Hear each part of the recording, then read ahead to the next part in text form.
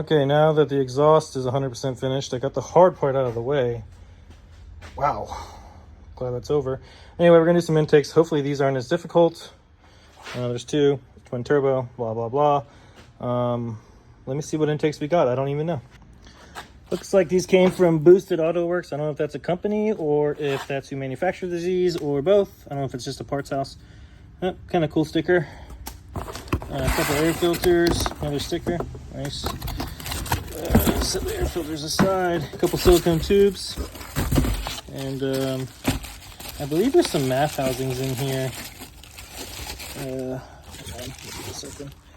Yeah, so this is one math housing, and yeah, there's an insert. Okay, so if you're a stock tune, you want to keep this insert. And then if you're aftermarket, then they can do a math cal and get it to work correctly. Now with that being said, this car is stock, so we're going to leave the inserts in and just do it that way. All right, working on the intakes. I got the first air box out. It does have this little clamp guy here. This guy. I had some large pry bars. This pry bar, I had two of them, and I had to put them down into the spring clamp. Now, if you look close, oops, get this out of the way. I also had to undo this little guy here. Super easy. Anyway, if you look close, this clamp, there you go. That's how it was. So when you go to release this, make sure that you are prying it enough to get that guy to come out. This piece right here, that has to come all the way out instead of the corners. So make sure, if you're trying to get this airbox loose, to pry it enough. I use I'm doing this one hand right now, so it's not going well. But I had two screwdrivers, and you gotta make sure to pry that out enough to release this and release these. So I wedged a pry bar on both sides, and it let me have it. It snaps into this little ring. And then I gotta go after the 8mm clamp on the turbo.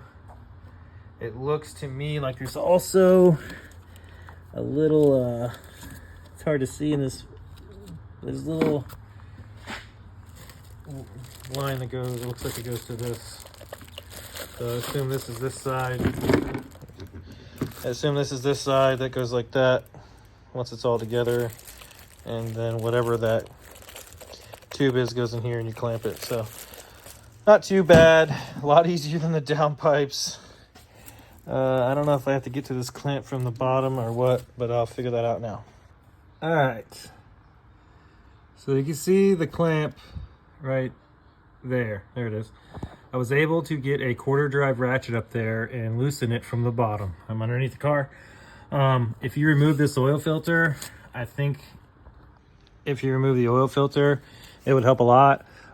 Just the oil filter wasn't, I couldn't move it, and I didn't want to put my oil filter pliers on it and damage it because I didn't have a spare filter. If I had a spare filter, I'd definitely would have took it off. But you can see the clamp up there. It's just a little worm clamp.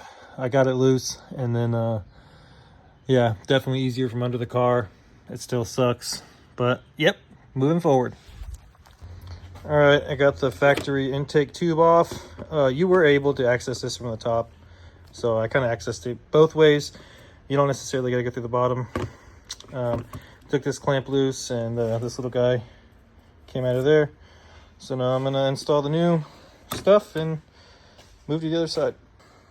Okay, so the passenger side has the little spot to put that hose. The driver's side, it looks like it doesn't, so there is a difference between the two. Don't get them mixed up. The provided clamps are nice. They're nice worm clamps, but they're 7mm instead of 8mm like the ones that came off. Kind of annoying, but so need to get more tools out. Kind of don't like that. But anyway, after that, I got to take out this MAF sensor and swap it into the housing, and then I can do the filter and everything, and then this side will be done. So let's see how that goes. Okay, first off, I removed this. This is bolted to the frame rail. It holds the airbox. Little 10mm, get this out of your way. And then you have more room. It bolted right here, and it was kind of hanging over here. So I got the new clamp, tighten on the turbo. I did tug on this to make sure that it was. I also went under the car and made sure that it was seated on the turbo and the coupler didn't flip up or anything, because you don't want any air leaks. I used this to tighten it, 7 mil on the swivel. So now I got to do the housing and the MAF stuff real quick. Okay, I removed this to 7 millimeters, which is convenient because the new clamps are 7 millimeters. So I already had that out. That was nice. There is an arrow on this right here, and you match that arrow with this arrow. Make sure everything is golden. That is the path of airflow. So since air is going that direction, I assume this goes in here like this, and then an air filter goes on top, I guess. I'm Ron Burgundy. Anyway, so I'm gonna put all this together and go from there. Okay, this is what it looks like. It's not really traditional looking intake, but I guess that's how they wanted it. Tighten the clamp here. Make sure to plug in your MAF. Make sure your MAF is facing the right direction. And that's one side. I'm gonna go to the other side. All right, so the same thing went for this side. This side was a real pain in the ass. I don't know why I didn't want to let go. I'd probably bent this clip a little more than I had to, but I didn't really give a shit. I was able to get a flathead screwdriver on the clamp, so that was nice. So I'm hoping this side will pop right off, maybe be a little bit more simpler than that side, because it doesn't have that extra hose going to the intake. But so far, it's pretty much the same as the other side. I don't really need to do too many instructions on that. Intakes are done. They're not as bad as the downpipes, but they still are kind of annoying, but I got them finished. And that's that.